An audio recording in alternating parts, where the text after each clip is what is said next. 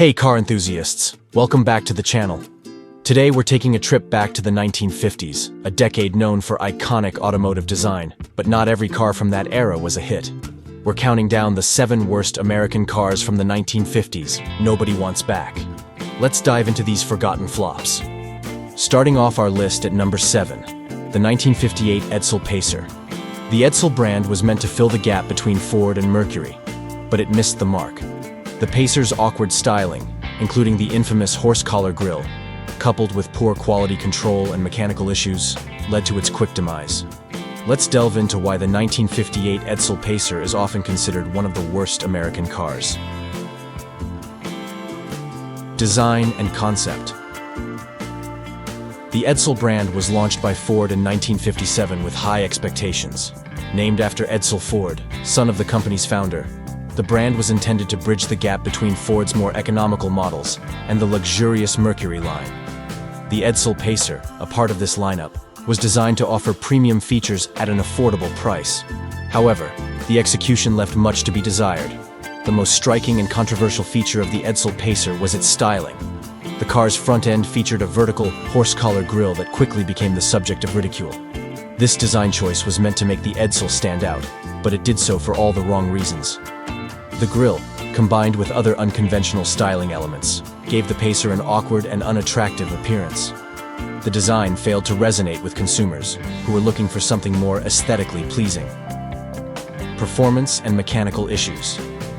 Under the hood, the 1958 Edsel Pacer offered a range of V8 engines, including a 361 cubic inch V8 that produced around 303 horsepower.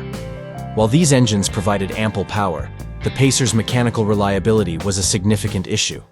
Reports of frequent breakdowns and mechanical failures were common, tarnishing the car's reputation. One of the major problems with the Edsel Pacer was its poor quality control.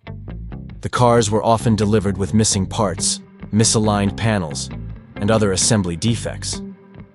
These issues were compounded by the car's complex electrical system, which was prone to malfunctions.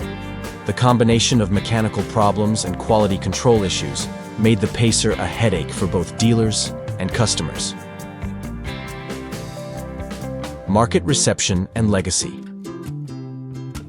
The 1958 Edsel Pacer was met with a lukewarm reception from the automotive market. The car's high price tag, combined with its unattractive design and mechanical issues, led to disappointing sales. Ford had invested heavily in the Edsel brand, but the returns were far below expectations. The brand was discontinued in 1960, just 3 years after its introduction, and the remaining Edsel cars were sold at heavily discounted prices. The Edsel Pacer's legacy is one of failure and miscalculation. It serves as a classic example of how a brand can miss the mark despite significant investment and high hopes. The car's styling, mechanical issues, and quality control problems have made it a symbol of poor automotive design and planning. Today, the Edsel Pacer is often referenced as a cautionary tale in business and marketing courses. Conclusion. In conclusion, the 1958 Edsel Pacer earns its place on our list of the worst American cars due to its awkward design, poor quality control, and mechanical issues. Despite its ambition to fill a niche in the market, the Pacer fell short in almost every aspect, leading to its quick demise and lasting legacy as a notable automotive failure. The Edsel Pacer reminds us of the importance of consumer perception and the risks of deviating too far from established norms in automotive design. At number 6, we have the 1957 Hudson Hornet Hollywood. After the merger with Nash to form AMC, Hudson's fortunes declined. The Hollywood was a rehashed Nash with Hudson badging, and its uninspired design and lack of innovation made it a sales flop. Let's explore why the 1957 Hudson Hornet Hollywood is often considered one of the worst American cars. Design and concept.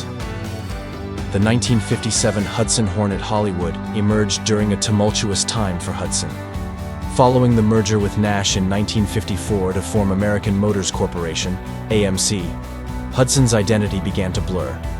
The merger aimed to consolidate resources and compete more effectively with the big 3 automakers, but it also led to compromises that were evident in the design and production of the Hudson Hornet Hollywood. The Hollywood was essentially a badge-engineered version of the Nash Ambassador, sharing much of its design and mechanical components. This rebadging strategy was intended to save costs, but it resulted in a vehicle that lacked distinctiveness. The Hollywood's design was a far cry from the sleek, aerodynamic lines of the earlier Hudson Hornets, which had been praised for their performance and style. Instead, the 1957 model featured a boxy, uninspired exterior that failed to capture the imagination of the buying public. Performance and innovation. Under the hood, the 1957 Hudson Hornet Hollywood offered a 327 cubic inch V8 engine, producing around 255 horsepower. While this engine provided adequate power, it was not enough to offset the car's other shortcomings. The Hollywood's performance was average at best, lacking the innovative engineering that had once set Hudson apart in the automotive world. One of the major issues with the Hollywood was its lack of innovation. Hudson had been known for its step-down design in the early 1950s, which lowered the car's center of gravity and improved handling. However, the 1957 model did not incorporate any significant advancements or unique features. The car's engineering and design were uninspired, reflecting AMC's focus on cost-cutting rather than pushing the boundaries of automotive technology. Market reception and sales. The 1957 Hudson Hornet Hollywood was met with a lukewarm reception from both critics and consumers. Its lack of distinctive design, combined with the perception that it was merely a rebranded Nash, led to poor sales. The car failed to attract new buyers or retain loyal Hudson enthusiasts who had admired the brand's earlier innovations and style. The Hollywood's sales flop was a significant blow to AMC, which was already struggling to find its footing in the competitive automotive market. The lack of enthusiasm for the Hollywood highlighted the challenges faced by AMC in balancing the legacy of the Hudson brand with the realities of post-merger production and design constraints. Legacy and impact. The 1957 Hudson Hornet Hollywood is remembered as a symbol of missed opportunities and declining fortunes. It serves as a cautionary tale about the risks of relying too heavily on badge engineering and failing to invest in distinctive design and innovation. The Hollywood's lack of success contributed to the eventual phasing out of the Hudson brand, which ceased production in 1957. Today, the Hudson Hornet Hollywood stands as a reminder of the importance of maintaining a brand's identity and pushing for continuous improvement in design and performance. Its place in automotive history is secured as one of the less successful models, illustrating the challenges faced by AMC during a pivotal period in its history. Conclusion.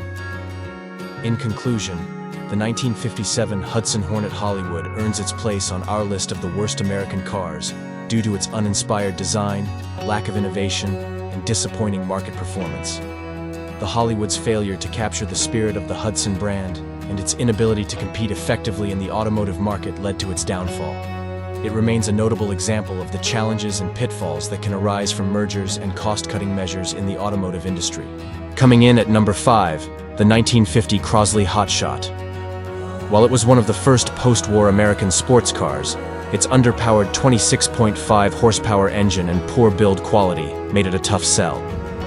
The Hot Shot's tiny size and lack of features didn't help its reputation either. Let's dive into why the 1950 Crosley Hot Shot makes our list of the worst American cars. Design and concept. The 1950 Crosley Hot Shot was an ambitious attempt to introduce an affordable, lightweight sports car to the American market in the post-war era. Crosley, a company known for producing small, economical cars and appliances, aimed to capture the spirit of European sports cars with the Hot Shot. The car was designed to be compact, sporty, and accessible to a broader range of consumers. However, the Hot Shot's design and execution left much to be desired. Its diminutive size, with a wheelbase of just 80 inches and a total length of around 145 inches, made it one of the smallest cars on the road. While this compactness was intended to make the car nimble and efficient, it also made it look toy-like and less appealing to American consumers accustomed to larger vehicles. Performance and build quality. Under the hood, the Crosley Hot Shot was powered by a 26.5 horsepower, 724cc inline-4 engine. This engine, derived from Crosley's earlier military and industrial applications, was woefully underpowered for a sports car. The Hot Shot's top speed was around 70 miles per hour, and its acceleration was sluggish, making it difficult to compete with other vehicles on the road. The build quality of the Hot Shot was another significant issue. The car's body was made of thin, stamped steel, which offered minimal protection and durability. The interior was Spartan, with basic instrumentation and minimal comfort features. The lack of refinement and robustness led to frequent mechanical issues and a reputation for poor reliability. Market reception and sales. The 1950 Crosley Hot Shot was met with mixed reactions from the automotive press and consumers. While some praised its innovative attempt to bring a sports car to the masses, many were critical of its lack of power, build quality, and overall practicality. The Hot Shot's tiny size and minimal features did not resonate well with the American public, who were looking for more substantial and comfortable vehicles. Sales of the Crosley Hot Shot were disappointing. Despite its low price, which started at around $849, the car struggled to find a significant market. Crosley's limited dealership network and the car's reputation for being underpowered and unreliable further hampered its success. Production of the Hot Shot ended in 1952, marking a short-lived and largely unsuccessful venture into the sports car market. Legacy and impact. The 1950 Crosley Hot Shot remains an interesting footnote in automotive history. It is often remembered as one of the first American sports cars, albeit one that failed to make a lasting impact. The Hot Shot's shortcomings in performance and build quality serve as a reminder of the challenges faced by small automakers in competing with larger, more established brands. Despite its flaws, the Hot Shot has garnered a cult following among vintage car enthusiasts who appreciate its unique place in automotive history. Its rarity and quirky design make it a collectible item, albeit one that is more valued for its historical significance than its performance or practicality. Conclusion. In conclusion, the 1950 Crosley Hot Shot earns its place on our list of the worst American cars due to its underpowered engine, poor build quality, and lack of features. While it was an ambitious attempt to create an affordable sports car, the Hot Shot fell short in many critical areas. Its tiny size and limited appeal led to disappointing sales and a brief production run, making it a notable example of a well-intentioned but ultimately flawed automotive endeavor. Number 4 on our list is the 1959 Cadillac Eldorado Brougham. Despite its luxurious image, this car was plagued with mechanical issues, including problematic air suspension and electrical gremlins. Its exorbitant price tag didn't justify the frequent repairs, making it a car most owners regretted. Let's explore why the 1959 Cadillac Eldorado Brougham is considered one of the worst American cars. Design and concept. The 1959 Cadillac Eldorado Brougham was introduced as a symbol of luxury and opulence. Designed to be Cadillac's flagship model, the Eldorado Brougham boasted extravagant features and cutting-edge technology for its time. It was meant to cater to the elite, with only a limited number produced, making it a highly exclusive and desirable car upon release. The Eldorado Brougham's design was striking, with its towering tail fins, extensive use of chrome, and sleek, futuristic lines. The interior was equally luxurious, featuring high-quality materials, power-adjustable seats, and a wealth of advanced gadgets. Cadillac aimed to position the Eldorado Brougham as the pinnacle of American automotive luxury, a car that would stand out in any crowd. Performance and mechanical issues under the hood. The 1959 Cadillac Eldorado Brougham was powered by a 390 cubic inch V8 engine, producing around 345 horsepower. While this provided ample power, the car's performance was overshadowed by its significant mechanical problems. One of the most notorious issues with the Eldorado Brougham was its air suspension system. While innovative in theory, the system was highly unreliable in practice. The air suspension was prone to leaks and failures, often leaving the car sagging and undrivable. Owners frequently faced costly and time-consuming repairs, which significantly diminished the car's appeal. Additionally, the Eldorado Brougham was plagued by electrical problems. The car's complex electrical system, which powered its numerous luxury features, was prone to malfunctions. From power windows to the automatic trunk release, electrical gremlins were a constant source of frustration for owners. These issues compounded the car's already high maintenance costs and contributed to its poor reputation. Market reception and sales. Despite its luxurious features and striking design, the 1959 Cadillac Eldorado Brougham was met with mixed reactions. While some buyers were enamored with its opulence and exclusivity, many were put off by its exorbitant price tag and frequent mechanical issues. The car's initial allure quickly faded as owners encountered one problem after another, leading to widespread dissatisfaction. Sales of the Eldorado Brougham were disappointing, with only a limited number produced and sold. The car's high price, which started at over $13,000, equivalent to over $120,000 today, was difficult to justify given its reliability issues. Cadillac's reputation took a hit as word spread about the car's shortcomings, and the Eldorado Brougham became a cautionary tale of excess and poor engineering. Legacy and impact. The 1959 Cadillac Eldorado Brougham remains a polarizing figure in automotive history. While it is admired for its design and ambition, it is equally criticized for its mechanical failings and impracticality. The car serves as a reminder of the pitfalls of prioritizing luxury and innovation over reliability and practicality. Today, the Eldorado Brougham is a collector's item, valued more for its historical significance and rarity than its performance or dependability. Enthusiasts appreciate it as a symbol of an era when American automakers pushed the boundaries of design and technology, sometimes to the detriment of practicality and reliability. Conclusion. In conclusion, the 1959 Cadillac Eldorado Brougham earns its place on our list of the worst American cars due to its mechanical issues, including problematic air suspension and electrical gremlins, and its exorbitant price tag. Despite its luxurious image and advanced features, the frequent repairs and high maintenance costs made it a car most owners regretted. The Eldorado Brougham stands as a testament to the challenges and risks associated with pursuing automotive innovation without sufficient attention to reliability and durability. At number 3, we have the 1954 Kaiser Darrin. This fiberglass sports car featured a unique sliding door design, but its 90-horsepower engine and high price tag made it less appealing. Production was limited, and it remains a rare but flawed piece of automotive history. Let's dive into why the 1954 Kaiser Darrin earns its spot on our list of the worst American cars. Design and concept. The 1954 Kaiser Darrin was envisioned as a groundbreaking sports car that would revolutionize the American automotive landscape. Designed by the legendary Howard "Dutch" Darrin, the car featured a striking fiberglass body and a truly unique sliding door mechanism that disappeared into the front fenders. This innovative design was intended to set the Kaiser Darrin apart from its competitors and attract affluent buyers looking for something different. The car's styling was undoubtedly its most distinctive feature. With its swooping lines, 3-position landau top, and unconventional grille, the Kaiser Darrin looked like nothing else on the road.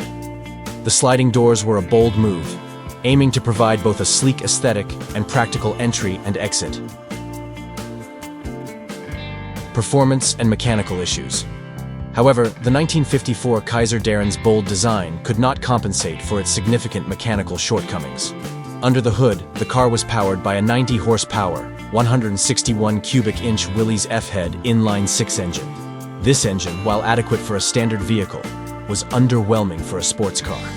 The Darrin's acceleration was sluggish, and its top speed was far from impressive, especially when compared to other sports cars of the era. The car's performance issues were exacerbated by its handling and ride quality. Despite its lightweight fiberglass body, the Kaiser Darrin did not deliver the sporty, agile driving experience that buyers expected. The car's suspension and chassis were not up to the task of providing a comfortable and responsive ride, leading to a driving experience that fell short of its sporty ambitions. Market reception and sales. The 1954 Kaiser Darrin was met with mixed reactions upon its release. While the car's innovative design and unique features garnered attention, its performance and price tag were significant deterrents. The car was priced at around $3,668, making it one of the most expensive cars of its time. This high price, coupled with its underwhelming performance, made it a tough sell. Sales of the Kaiser Darrin were predictably low. Only 435 units were produced, making it a rare sight on the roads. The car's limited production run and high price, combined with its mechanical issues, ensured that it remained a niche vehicle with limited appeal. The Darrin was unable to compete with more established and better-performing sports cars, and Kaiser Motors soon ceased production. Legacy and impact. Despite its flaws, the 1954 Kaiser Darrin holds a unique place in automotive history.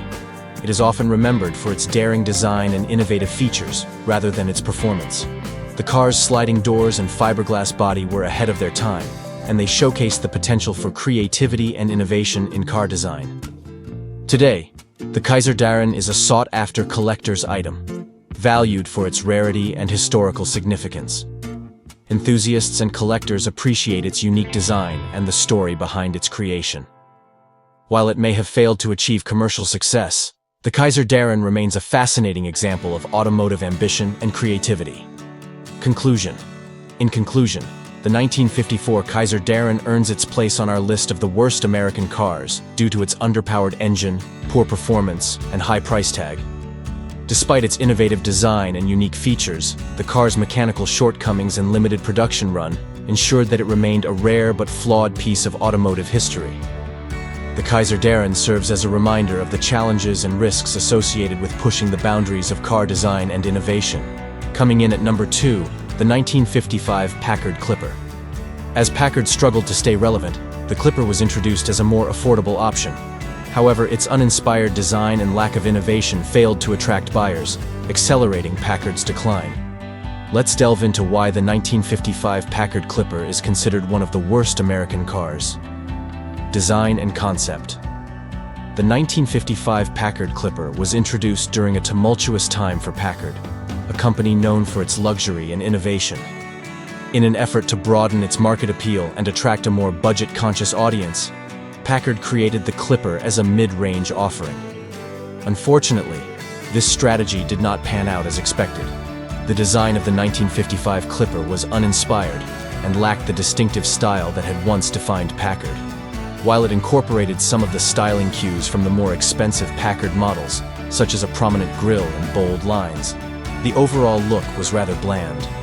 The Clipper failed to stand out in a crowded market, and its design did little to excite potential buyers. Performance and mechanical issues.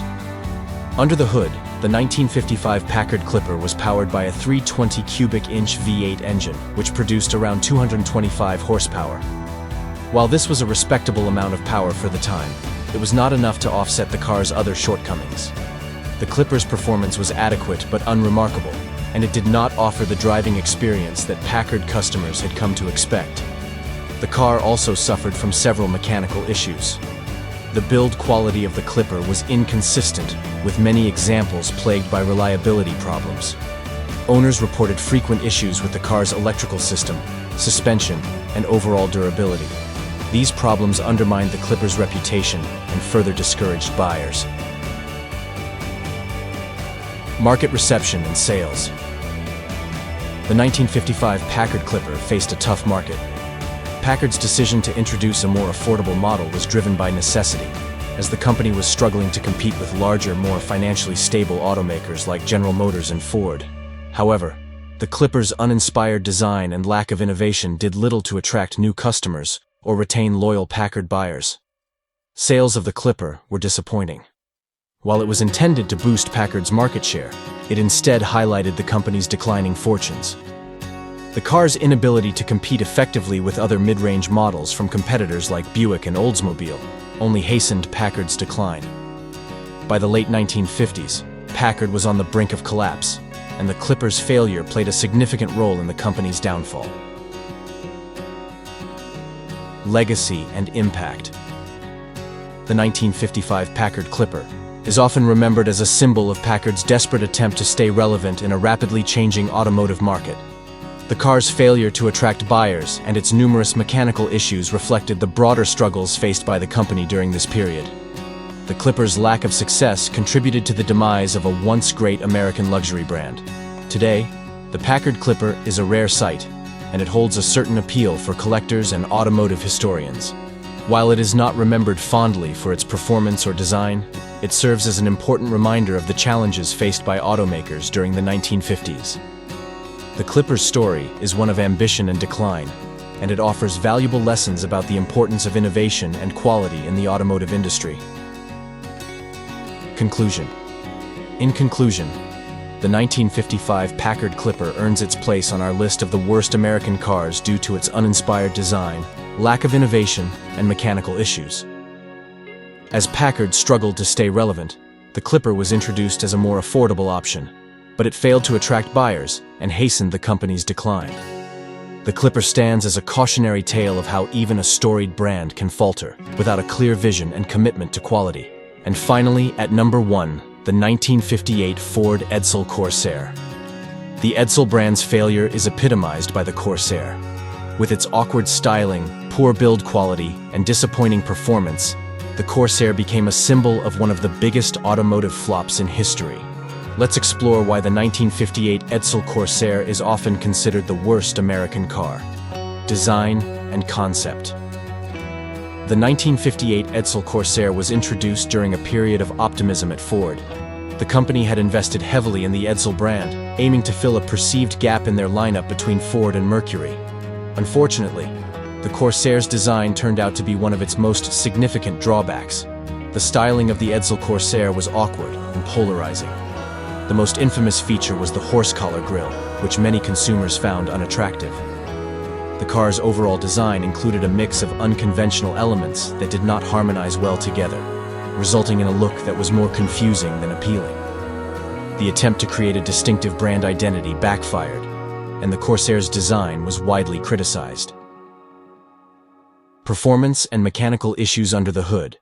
The 1958 Edsel Corsair came equipped with a 410 cubic inch V8 engine, producing 345 horsepower. Despite these impressive numbers on paper, the Corsair's performance was far from stellar. The car's handling was cumbersome, and it was often described as difficult to maneuver, especially in tight spaces. The Corsair was also plagued by mechanical issues. Early models suffered from quality control problems, including faulty push-button transmission controls, unreliable electrical systems, and frequent breakdowns. The build quality of the Edsel Corsair was inconsistent, leading to a reputation for poor reliability. These issues eroded consumer confidence and made the car a tough sell. Market reception and sales. The Edsel Corsair, along with the entire Edsel brand, faced an uphill battle from the start. Ford had hyped the launch of the Edsel with an extensive marketing campaign, creating high expectations. However, the reality did not live up to the hype. Consumers were disappointed by the car's design and quality, and initial sales were far below projections. The Edsel's high price tag further alienated potential buyers. Despite being marketed as a mid-range vehicle, the Corsair's cost was comparable to that of more established and trusted brands. The combination of high expectations, poor execution, and a steep price led to disastrous sales figures. Within just a few years, the Edsel brand was discontinued, marking one of the biggest failures in automotive history. Legacy and impact. The 1958 Edsel Corsair is now often cited as a textbook example of how not to launch a new car brand. The Edsel's failure had a lasting impact on Ford and the automotive industry as a whole. It highlighted the importance of understanding market demands, executing reliable quality control, and managing consumer expectations. Today, the Edsel Corsair has a certain cult status among car enthusiasts and collectors. Its failure has made it a fascinating piece of automotive history, with many seeking to understand how such a promising project went so wrong. The Corsair is a symbol of ambition that outpaced reality, serving as a reminder of the risks involved in the auto industry. Conclusion. In conclusion, the 1958 Edsel Corsair earns its place at number 1 on our list of the worst American cars due to its awkward styling, poor build quality, and disappointing performance. The Edsel brand's ambitious attempt to fill a gap in the market resulted in one of the biggest automotive flops in history. The Corsair stands as a cautionary tale about the perils of misreading market signals, overhyping a product, and failing to deliver on quality. So, there you have it. 7 of the worst American cars from the 1950s that nobody wants back.